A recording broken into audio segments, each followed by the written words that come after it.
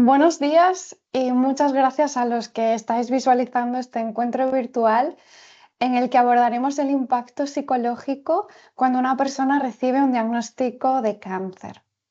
Hoy nos encontramos con María Isabel González, psicooncóloga de GEPAC, que es el Grupo Español de Pacientes con Cáncer. No sé si estarás de acuerdo, María Isabel, pero creo Ujú. que pocas palabras tienen tanto poder como la palabra cáncer, ya que Sí. cuando la enfermedad aparece en la vida de una persona, pues lo cambia todo. Ujú. Y ya no solo por lo que implica a nivel físico, sino por el torbellino emocional que desata. Se habla muchas veces de miedo, de incertidumbre, de tristeza, de ansiedad, de rabia, y en un instante lo cotidiano se detiene y el paciente o la paciente se pregunta, bueno, y después de este diagnóstico, ¿ahora qué, no? Hay pacientes que llegan a consulta y comentan que después de la palabra cáncer no se enteraron de nada y que no recuerdan nada. Y Ujú. precisamente por este tipo de testimonios es tan importante hablar del impacto psicológico que conlleva recibir un diagnóstico Ujú. oncológico y sobre todo de cómo los profesionales de la psicología podemos acompañar en ese proceso donde hay cabida para todo tipo de emociones y donde se aborda el cuidado psicológico como un soporte esencial para afrontar cualquier proceso oncológico. Así Ujú. que nada, cuando quieras, damos comienzo a la ponencia. Bueno, pues antes de nada, muchas gracias por haberme invitado a este encuentro de pacientes para hablar de este tema pues tan esencial y tan importante que a veces se pasa un poco por alto, ¿no? En el caso de cuando un paciente recibe un diagnóstico, pues la forma en que le afecta, ¿no? Entonces, bueno, pues como has mencionado, yo me voy a detener, voy a hablar en este caso de ese impacto psicológico, de cómo afecta al paciente en cada fase del proceso de enfermedad y bueno, daré algunos tips y cositas que los pacientes a lo mejor pueden hacer para mejorar su manejo emocional en este momento. Y hablaré al final brevemente también de la figura del psicooncólogo y de qué es la psicooncología, ¿no? Porque en muchos casos ni los profesionales sanitarios conocen qué hacemos. En muchos casos, ¿eh? Es verdad que gracias a Dios con el paso del tiempo ya vamos teniendo un poquito más de hueco y los oncólogos y los profesionales de la oncología nos empiezan a conocer más y lo que hacemos y cómo podemos ayudar tanto al paciente como al equipo médico, ¿no? Entonces, bueno, voy a empezar con la presentación. Eh, lo primero que hay que entender y que tú ya has mencionado en esta presentación tan bonita y tan completa que has hecho, es que cuando llega el diagnóstico de una enfermedad oncohematológica, del cáncer, no solo afecta al paciente a nivel de salud, a nivel físico, no solo que es que me hayan diagnosticado una enfermedad, sino que toda mi vida se va a ver patas arriba, ¿no? Todas las áreas de la vida del paciente pues se van a ver invariablemente afectadas. Como hemos dicho, a nivel físico, pues por la pérdida de la salud, por todo lo que supone el cáncer. A nivel social, cambian mis relaciones sociales, mis relaciones con el mundo, los roles que yo tenía en cuanto a mi desempeño en la sociedad. A nivel psicológico, pues cómo nos afecta a nivel emocional la enfermedad, porque obviamente pues esto nos va a afectar. A nivel laboral, pérdidas de trabajo, bajas prolongadas, etcétera, ¿no? Y a nivel familiar, porque desbarajusta todas las rutinas familiares, los roles de cada miembro familiar, bueno, afecta emocionalmente también al resto de familia, padres, madres, hermanos, hijos, etcétera, ¿no? Con lo cual no hay que olvidar que la enfermedad no solo nos afecta a nivel físico, sino a muchos niveles. Y por tanto, el impacto puede ser bastante importante.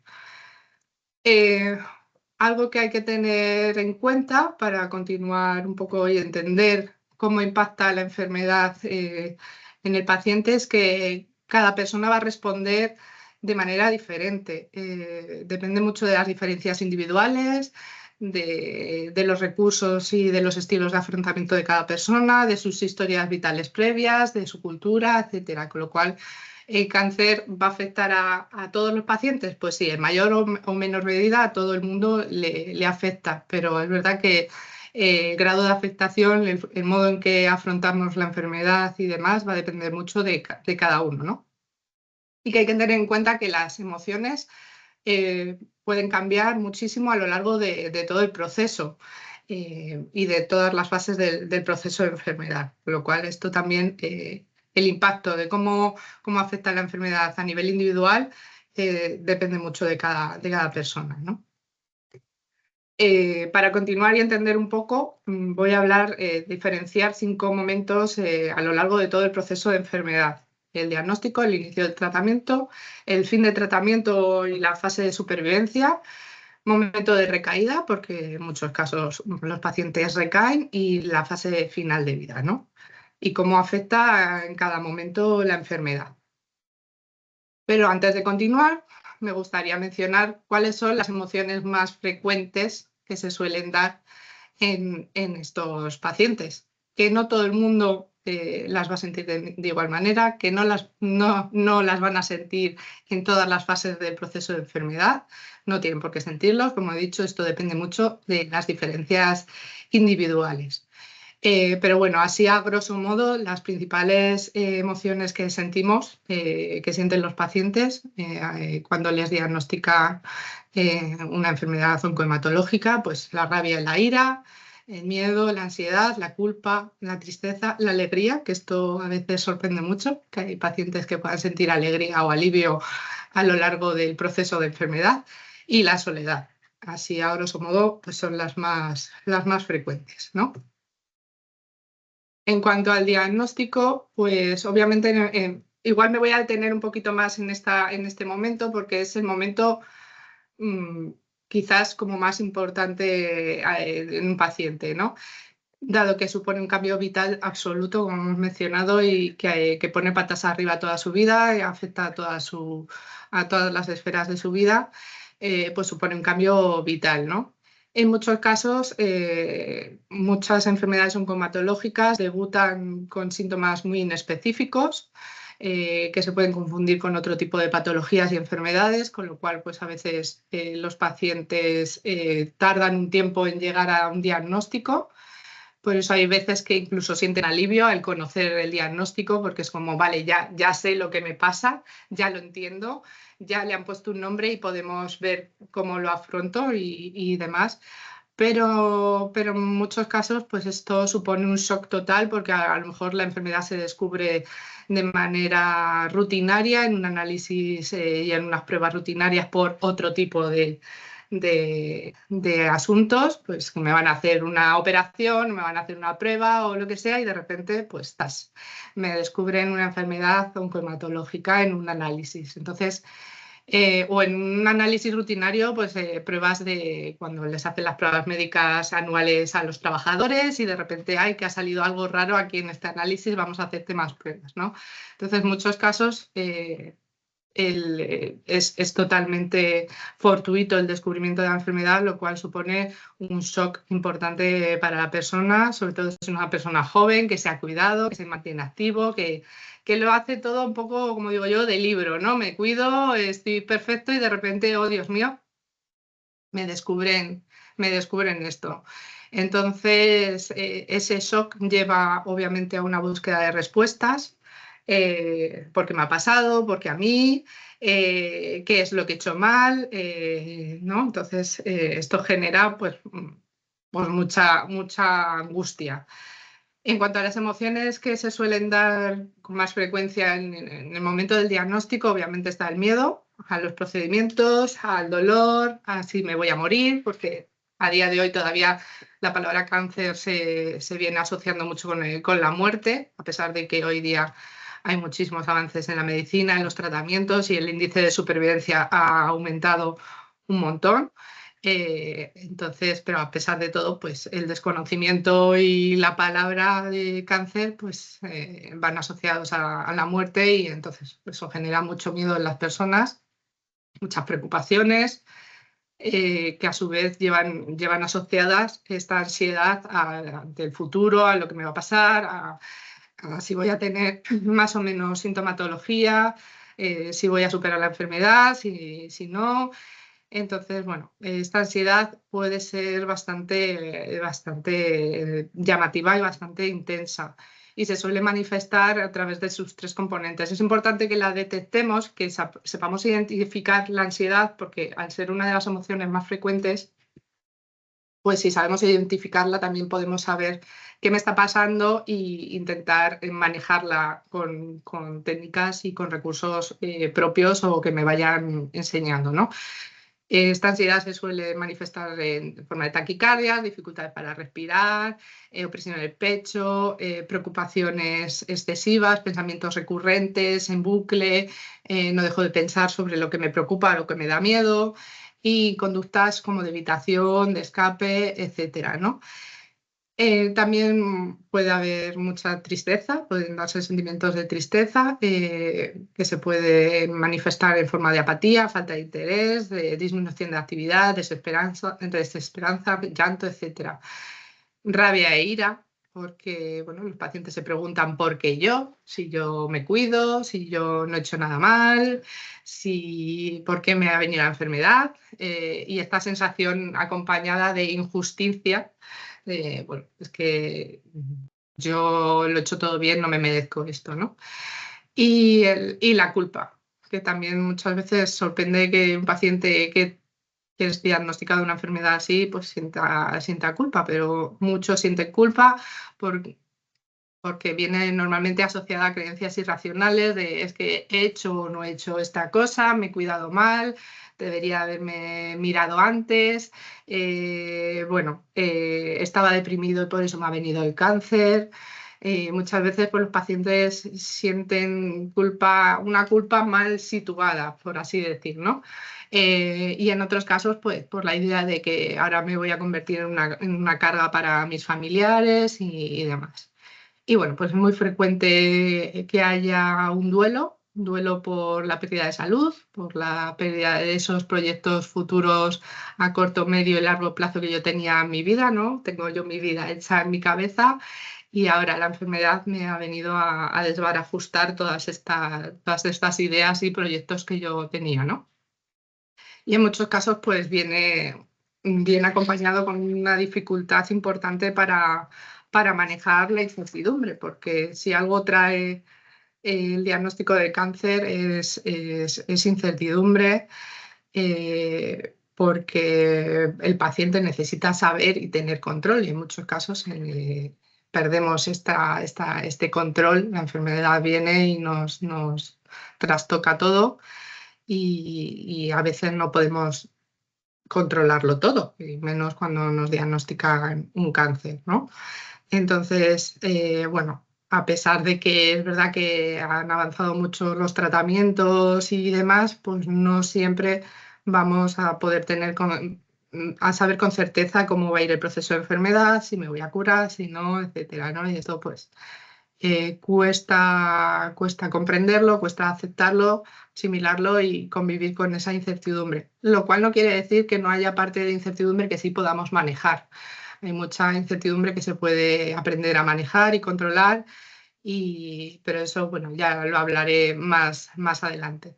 Y en muchos casos, pues bueno, los pacientes también suelen tener problemas de sueño asociados tanto a la enfermedad como a esta sintomatología psicológica intensa que pues, por las noches nos vienen todos estos pensamientos, estas preocupaciones, y esto pues, nos puede generar problemas de sueño importantes. Y una sensación generalizada de aislamiento, porque ahora ya he dejado de ser María Isabel, la madre de dos hijos o tal, y ahora soy pues un paciente. Nadie me entiende, en mi entorno no hay nadie a lo mejor que esté viviendo mi misma situación y bueno, pues esto genera una sensación de incompresión y de aislamiento, y los pacientes a veces también por el hecho de querer proteger a sus seres queridos, pues a lo mejor no expresan lo que sienten y por no preocuparles más, por no hacerles sufrir y demás, entonces se van aislando, aislando, aislando cada vez más, ¿no? Esto es importante hacerles entender que bueno, pues no es lo más adecuado en estos momentos. En cuanto al inicio del tratamiento, voy a intentar ya ir un poquito más deprisa. Bueno, pues supone un momento en el cual hay que cambiar rutinas, la vida cambia invariablemente, hay más visitas médicas al hospital para hacer pruebas, para el tratamiento, etcétera, y me tengo que adaptar, tengo que cambiar toda mi vida anterior y adaptarla a mis circunstancias actuales. Y entonces todo va a ir un poco centralizado y enfocado a la enfermedad y al tratamiento. Me tengo que adaptar a los efectos secundarios, a ver cambios en la funcionalidad y en mi autonomía por esos efectos secundarios del tratamiento. Y bueno, pues va a haber miedo al procedimiento, al dolor, así va a funcionar el tratamiento, a no poder valerme por mí mismo, culpa por ser una carga, por hacer sufrir a los demás, esa tristeza y esa ansiedad que son muy recurrentes y muy comunes en todos los procesos, en todas las fases del proceso de enfermedad. Y como antes, pues dificultad para manejar la incertidumbre, qué va a pasar, qué puedo esperar del tratamiento, si va a funcionar, si no, qué síntomas secundarios voy a tener, esa angustia y esas preocupaciones recurrentes que a su vez me van a afectar, me pueden afectar al sueño y esa sensación de aislamiento e incomprensión, ¿no? En cuanto al fin del tratamiento y la fase de supervivencia, que pensaríamos, oh, ya estamos bien, vamos a disfrutar. Pues no, normalmente también viene acompañada de mucho aislamiento porque mi vida ha cambiado totalmente, ya no es la misma de antes, me tengo que adaptar a otra vida, a hacer la vida de otra manera, sentimientos de vulnerabilidad porque ya no me vigilan tan de cerca, con lo cual, bueno, a ver si aparece la enfermedad en cualquier momento, reintegrarme progresivamente al trabajo y bueno, pues puede aparecer ansiedad, tristeza, miedo. Alegría y alivio también, oye, vamos a mencionar algo bueno porque, oye, he acabado esta fase, ahora puedo empezar otro momento de mi vida, ¿no? Pero me tengo que adaptar a secuelas y efectos secundarios. Es posible que haya habido cambios físicos y con lo cual también tenga que enfrentarme a un cambio de autoconcepto, de autoestima, de identidad. A lo mejor ya no puedo hacer el trabajo que desempeñaba antes, con lo cual eso también puede afectar a cómo me veo y cómo me siento yo. Y bueno, pues surgen nuevas prioridades, nuevas preocupaciones y preocupaciones recurrentes. Con lo cual vamos viendo que en cada fase, aunque las emociones pueden ser las mismas, están asociadas a cosas diferentes y siempre hay cositas. Aunque estemos en una fase de remisión o de supervivencia, pues también puede haber emociones desagradables, ¿no? En cuanto a la recaída, pues cuando hay una recaída suele haber un sentimiento de fracaso y una pérdida de confianza en el equipo. A veces asociamos la recaída a una mala praxis, que es que no me han tratado bien, se han equivocado los médicos y eso puede llevar un poco a una pérdida de la esperanza y de la confianza en el equipo médico. Esto pues, normalmente pues, es una asociación errónea que hace el paciente, pero que es muy común, ¿no? Y bueno, pues tendemos a revivir situaciones complicadas que creíamos ya pasadas y olvidadas, con lo cual, bueno, pues eso genera mucha angustia, mucho miedo a que el tratamiento vuelva a fracasar, a que me muera, a que los efectos secundarios me afecten mucho más, etcétera, ¿no?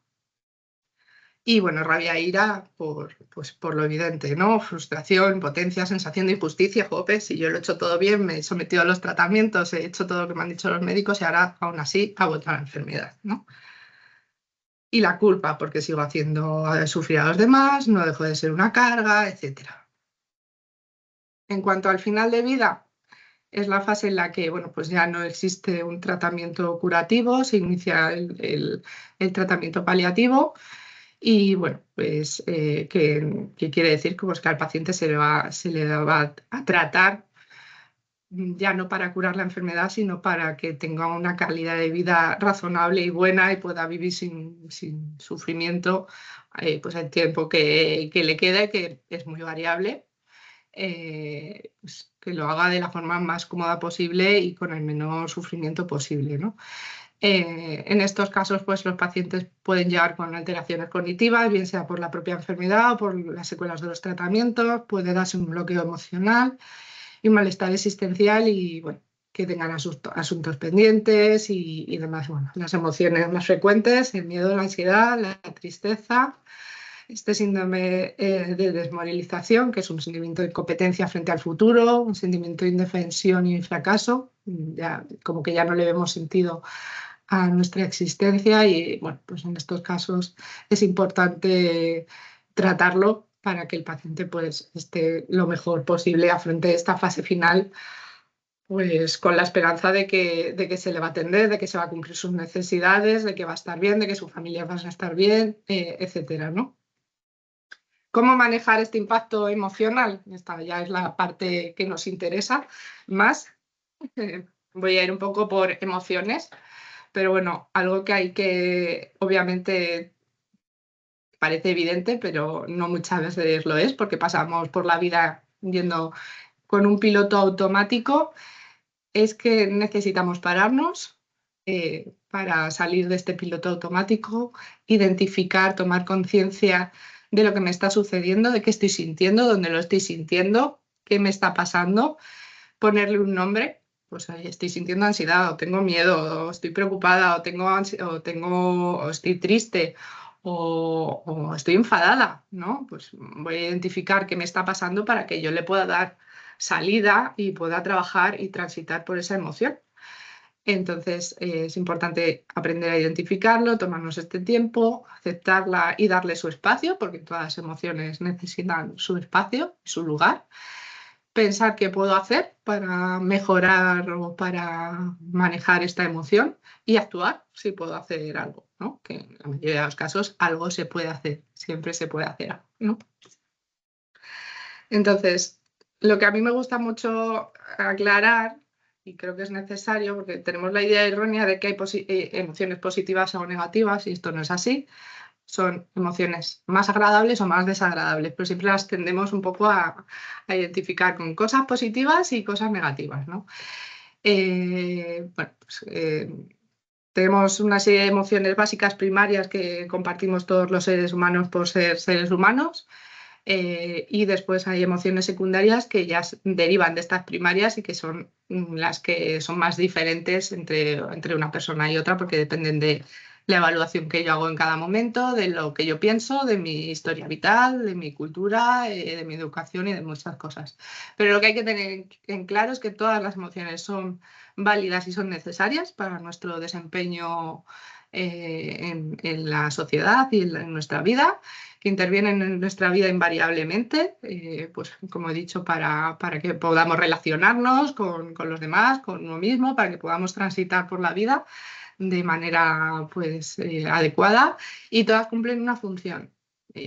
Parece mentira que pensemos que el asco, muchas veces no sabemos que es una emoción, pero el asco nos ha protegido, nos ha ayudado a sobrevivir, el miedo también. La tristeza y la alegría, por ejemplo, son emociones que cumplen una función social y entonces todas las emociones tienen esa función en nuestras vidas, intervienen de alguna manera. Y es importante que las conozcamos y sepamos cómo podemos manejarlas pues, para vivir lo mejor posible, obviamente. La ansiedad, bueno, pues primero que habríamos que intentar entender o ver qué pasa, qué está pasando, ¿no? ¿Dónde estoy sintiendo esa ansiedad? ¿Qué es lo que la puede estar causando? ¿No? ¿Qué miedo hay de base en esa ansiedad? Y si esos miedos están ajustados a la realidad. Porque igual, por ejemplo, pues yo puedo tener miedo a los efectos secundarios de la quimioterapia, pero todavía no me han dicho si me van a dar quimioterapia, es que a lo mejor no me dan quimioterapia y yo estoy obsesionada y tengo mucha ansiedad porque me van a dar quimioterapia y a lo mejor se me va a caer el pelo o voy a tener mucho dolor. Bueno, pues vamos a ver si ese miedo está ajustado o no a mi realidad en cada momento, ¿no? Porque a veces la ansiedad lo que trae es que muchas veces nos esperamos cosas, pensamos en el futuro, empezamos a divagar Y eso pues, nos genera una ansiedad a lo mejor que está mal situada o es demasiado intensa, ¿no? ¿Qué podemos hacer? ¿Qué ayuda mucho para el control y el manejo de la ansiedad? Pues las técnicas de relajación, del control de la respiración. ¿Por qué? Porque nos ayudan a controlar esa parte física de la ansiedad, esa respiración agitada, esa opresión en el pecho, las taquicardias, los temblores, ¿no? Esa parte física que es muy llamativa y que a veces nos asusta mucho. Nos ayuda a controlarla, bajar un poco revoluciones, como digo yo. Y también la parte cognitiva también la podemos controlar porque distraemos a la mente a la hora de estar haciendo una técnica de relajación, como lo tenemos que hacer de manera consciente, pues distraemos a la mente del objeto de nuestra preocupación, ¿no? Por eso también las técnicas de distracción, cualquier tipo de técnica de distracción, actividad placentera, cosas que a mí me ayuden a poner el foco de mi atención en otro asunto, me va a ayudar a controlar y a manejar esa ansiedad, ¿no? El desahogo emocional, hablar de lo que me pasa con personas de mi entorno o con otras personas, o con el psicólogo o con, yo qué sé, con otros pacientes, nos ayuda un poco a rebajar la carga emocional, ¿no? Ante la tristeza como la ansiedad y otro tipo de emociones es una emoción que necesite, que pide salir del cuerpo, ¿no? La sentimos de manera hasta física, el nudo en la garganta, esa tensión en el cuerpo, ¿no? Parece que nos hacemos pequeñitos, pero necesita salir. La tristeza normalmente pide salir, como la ira también. Necesitamos. Entonces, el llanto y la expresión emocional, hablar de lo que me está pasando, llorar, es muy liberador y nos puede ayudar a rebajar mucho y a manejar esa tristeza. Buscar apoyos, tanto en personas de nuestro entorno como en iguales, en otros pacientes, y realizar actividades satisfactorias y placenteras, pues también nos puede ayudar un poco a transitar pues, esa tristeza y a manejarla, ¿no? Y ver qué me preocupa, qué está pasando, por qué estoy triste, ¿no? ¿Qué me está diciendo esa tristeza? ¿Qué es lo qué es lo que me está comentando esa tristeza? Porque no nos escuchamos. Entonces, esa tristeza nos puede estar diciendo que necesitamos simplemente el abrazo de nuestra familia, que echamos de menos el salir a dar una vuelta de la mano de nuestra pareja y queremos hacerlo, ¿no? Pues ¿qué echo de menos? ¿Puedo darle salida? Sí. ¿Puedo hacer algo para estar menos triste? Pues voy a verlo. Sí puedo hacerlo, porque igual sí que me puedo salir a dar una vuelta con mi pareja y estoy viendo y estoy yo misma encerrándome en que no puedo hacerlo, pero a lo mejor sí puedo y ese ratito que salgo, pues estoy menos triste, hago algo placentero, ¿no? Etcétera, ¿no? La incertidumbre, ¿cómo se maneja generalmente? Pues con información y con la resolución de dudas. No siempre van a tener todas las respuestas los profesionales, a veces habrá preguntas para las cuales no vamos a tener respuesta y esa incertidumbre tenemos que aceptarla y asimilarla, pero en muchos casos hay muchas dudas sobre el proceso, sobre el tratamiento y demás que se resuelven con información, pero para eso tenemos que ir a fuente fiable, que es principalmente el médico. Google no, por favor. Y si vais a Google, que sean fuentes fiables, que sean fuentes seguras, porque Google puede producir mucho miedo y mucha angustia. Así que Google no. Profesionales sanitarios, a tu equipo médico, a tu médico, sí. Entonces, lo que hay que tener en cuenta es que aún hay aspectos que sí que podemos controlar y que ir conociendo el proceso de enfermedad y de tratamiento también nos va a ir ayudando porque vamos a poder ir adelantando, ¿vale? Si yo sé que me ponen la quimio y me estoy los 3 primeros días, pues mal, ya sé que esos 3 primeros días puedo o no puedo hacer ciertas cosas, pero a partir del cuarto ya puedo ir haciendo cosas, con lo cual ya me puedo ir organizando mi vida y anticipando y haciendo planes, porque muchas veces los pacientes se quedan paralizados de no puedo hacer nada, solo puedo ir al tratamiento y después quedarme metido en mi cama hasta que me toca el otro tratamiento, ¿no? La otra sesión. Entonces, bueno, ir conociendo el proceso de tratamiento también nos va a ayudar a manejar la incertidumbre y a transitar por estos momentos tan difíciles. La rabia y la ira, como he dicho, también es una emoción que pide salir del cuerpo. Surge la emoción, la rabia surge y la ira porque sentimos que hay algo que está mal, que es injusto en el mundo, en nuestra vida, etcétera, ¿no? Entonces, bueno, hay veces que no podemos resolverlo tenemos que aceptar que estamos viviendo una situación muy difícil. ¿Y cómo la podemos dar salida a esa rabia? Pues con el desahogo emocional, hablando de ello, expresándolo de alguna manera. Si necesito dar un grito, lo pego. Yo a veces lo digo a mis pacientes, te tienes que ir a otra habitación y pegar un grito, hazlo. Si quieres dar con un cojinazo a la pared, hazlo, pero deja salir a esa emoción. No te quedes con ella dentro, porque es peor. La escritura expresiva también suele ayudar mucho. Escribir sobre cómo me estoy sintiendo, que después muchas veces los pacientes lo rompen o hay veces que lo guardan, pero bueno, puede ayudar y puede ser muy esclarecedor de nuestro mundo interno también, nos puede ayudar un poco a poner en perspectiva lo que nos está pasando. Y las técnicas de relajación, imaginación guiada, control de la respiración y demás, porque nos ayudan también a rebajar un poco esa intensidad que estamos sintiendo. En cuanto al miedo, pues igual que con la incertidumbre, informarme y resolver dudas me puede ayudar a resolver muchos miedos que puedo tener en relación a la enfermedad, al tratamiento, al futuro. Y para eso es muy importante tener una buena comunicación con los profesionales sanitarios para eliminar y tratar esas creencias erróneas que yo puedo tener, ¿no? Entonces, preguntarme si mi miedo se ajusta a la realidad también me puede ayudar a identificar si ese es el miedo que tengo y ver qué puedo hacer, ¿no? Cómo lo puedo trabajar, a dónde me tengo que dirigir para salir un poco y afrontar ese miedo. Y bueno, pues buscar apoyo y compartir la experiencia con otros pacientes también me puede ser de mucha ayuda. En cuanto al aislamiento, mantener contacto con otras personas significativas es lo más importante, no dejar de tener relación sobre todo con nuestro círculo social cercano. Esto puede parecer muy duro, pero compartir cómo me siento con mis personas cercanas, aunque no quiera que ellos sufran por verme sufrir, al final todos estáis sufriendo, todos estamos sufriendo. Entonces, al compartir ese sufrimiento, ese dolor con las personas que más me quieren y que están cerca de mí, estoy rebajando mi carga emocional. Esto sería como la parte egoísta, pero a su vez le estoy permitiendo a la otra persona conocer cómo me siento realmente, desahogarse también igual, darle la oportunidad de desahogarse y también darle la oportunidad de ayudarme, de conocer cómo me siento para ver cómo me puede ayudar. Entonces, muchas veces, aunque sea muy duro compartir estos momentos de dolor, al final es muy beneficioso a corto, medio y largo plazo, porque me une más a las personas que tengo cerca, nos ayuda un poco a entender por lo que estamos pasando y a podernos ayudar los unos a los otros, ¿no?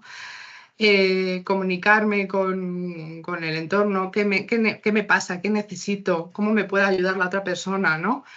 Y como he dicho, pues no hay por qué reprimir la expresión de las emociones o el llanto porque yo quiera proteger a los demás. Si, es que es al revés. Si yo permito a los demás ver que vean cómo me siento, pues también les estoy dando un poco la oportunidad de ayudarme, ¿no? Y de entenderme. Por tanto, pues esa sensación de aislamiento será menor.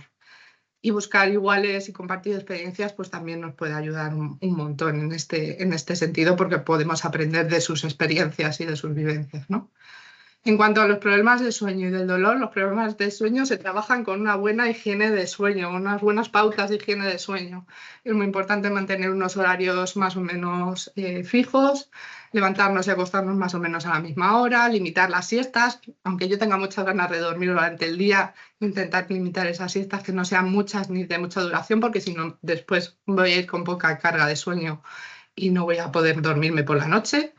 Eliminar las pantallas al menos una hora antes de acostarme, cenar ligeras, limitar la cafeína, no hacer ejercicio en las últimas horas del día, que esto es importante porque a veces el ejercicio nos activa. Y bueno, hacer algún ejercicio de relajación antes de acostarnos nos puede ayudar un montón. Importante utilizar la cama solo para dormir. Si estoy dando vueltas en la cama, me levanto, me tomo un vasito de leche caliente o una infusión, e intento hacer algo que me amodorre y cuando ya me vuelva a entrar el sueño, a la cama otra vez. Y en cuanto al dolor, es importante que haya una buena comunicación con el equipo médico, primero para conocer por qué tengo el dolor, saber de dónde viene, esto también me puede ayudar a manejarlo. porque así también me pueden pautar la dosis y la correcta analgesia o me pueden ir cambiando el tratamiento, con lo cual cuanto mejor me comunique con mi equipo médico, más fácil será el control y el manejo del dolor. Cambiar el foco atencional, porque muchas veces cuanto más nos enfocamos en el dolor, más percepción de intensidad de ese dolor tenemos. Entonces, si yo cambio el foco atencional y me distraigo, intento distraerme un poquito, no es que el dolor vaya a desaparecer, pero mi percepción sí que va a bajar. El uso de técnicas de control de la activación, la imaginación guiada, el control de la respiración, son técnicas que podemos poner en marcha para mejorar nuestra percepción del dolor y obviamente mantener un ciclo de actividad descanso adecuado, porque si no descansamos adecuadamente es probable que tengamos más dolor. Y ahora ya por último, pues, ¿qué es la psico-oncología? ¿Qué hacemos los psico-oncólogos en este mundo, ¿no? Entonces, bueno, la psico-oncología surge, es un conocimiento, un campo de conocimiento interdisciplinar que surge un poco de aunar dos doctrinas, por un lado la oncología médica y por otro lado la psicología de la salud. Y bueno, pues se aplican los conocimientos y principios y técnicas de la psicología, pues por un lado la atención psicológica especializada de los pacientes con cáncer para mejorar su adaptación al proceso de enfermedad, mejorar su calidad de vida y demás. Y bueno, pues también ayudar a los cuidadores, a los familiares, al equipo médico bueno, pues a transitar por estos momentos, ¿no? Entonces, ayudamos a mejorar la adherencia terapéutica, la adherencia a los tratamientos, ayudamos a mejorar la comunicación con el equipo médico, dotamos, bueno, pues de herramientas al equipo médico también para gestionar, para comunicarse mejor con los pacientes, para gestionar también la propia carga emocional que trae tratar a pacientes con cáncer y a familiares, etcétera, ¿no? Y bueno, pues también la psico-oncología se encarga un poco de la prevención del cáncer mediante la educación y promoción de la salud a través del fomento de adopción de hábitos de vida saludables y, como he dicho, la formación de profesionales sanitarios en habilidades de comunicación, de gestión emocional, manejo de situaciones en crisis y demás.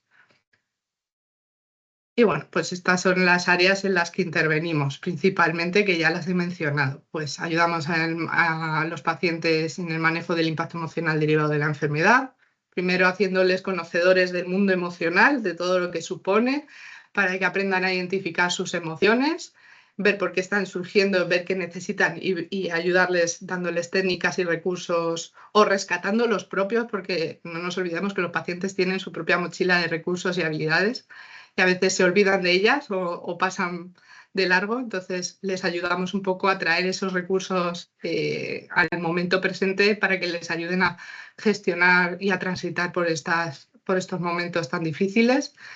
Les ayudamos con toda la parte de la comunicación con el entorno y el equipo médico, pues ayudándoles con técnicas de comunicación, habilidades de comunicación y demás, pues para que puedan, con el objetivo de que puedan expresar primero conocer sus necesidades, expresarlas adecuadamente y eso les va a ayudar pues, a gestionar la parte emocional y a tener mejor sensación de control, a mejorar la adherencia a los tratamientos, etc. Les ayudamos también un poco en la toma de decisiones, fomentando el rol activo de los pacientes. Muchos pacientes es como, yo no puedo decidir nada. No, eres el paciente, tú decides y esto hay que recordárselos y enseñarles un poco a que tengan ese rol activo en mi proceso de enfermedad, porque, oye, ya que la enfermedad me ha quitado mucho control en mi vida, pues voy a retomar un poco el control que puedo mantener, ¿no? Y esa toma de decisiones, ese rol activo en la toma de decisiones es muy importante. Cómo manejar ciertos efectos secundarios, pues problemas de memoria, dolor, fatiga y demás. La adopción de estos hábitos de vida saludables que son tan importantes. La organización y planificación del tiempo también les ayudamos porque a veces se quedan bloqueados y es como ya no puedo hacer nada más en mi vida. Entonces, bueno, enseñarles un poco a gestionar y planificarse el tiempo también les da sensación de control. y ese acompañamiento al final de la vida para ayudarles a transitar estos últimos momentos, a cubrir sus necesidades, sean las que sean, espirituales, físicas, sociales, psicológicas y demás, pues también es muy importante y somos una figura que les podemos ayudar mucho en estos momentos, ¿no?, difíciles. Y bueno, pues hasta ahí mi intervención. Espero que más o menos haya quedado clara. Es verdad que es mucho, mucho para hablar en un ratito. Pero bueno, yo creo que pues los pacientes pueden, y los que nos estén viendo, sean pacientes, familiares y demás, pueden entender un poquito mejor ahora qué supone tener una enfermedad oncológica, qué supone que me diagnostiquen y un poco qué puedo necesitar y cómo puedo ayudarme a mí mismo o a los demás a transitar por estos momentos tan difíciles. Y nada, pues aquí estamos si tenéis dudas, si os podemos ayudar en algo y encantada de haber podido participar y formar parte de este encuentro de pacientes. Muchísimas gracias por tu intervención, María Isabel. Creo que al final escucharte ha sido como un recordatorio de cuánto necesita el propio proceso oncológico una mirada que no se quede en el cuerpo, en la parte más física o biológica, Sí. sino que también abrace, por así decirlo, ¿no?, un poco lo emocional, lo psicológico y esa parte más humana, ¿no?, que es al final sobre lo que a lo mejor podemos tener sin más control. Sí, sin Entonces, duda, sin duda. muchísimas gracias y nos vemos en futuros encuentros. Sí, aquí estamos para lo que necesitéis, así que encantada de poder colaborar desde GEPAC y que bueno, pues aquí estamos para ayudar a que lo necesite y encantados de hacerlo. Muchas gracias. Un abrazo.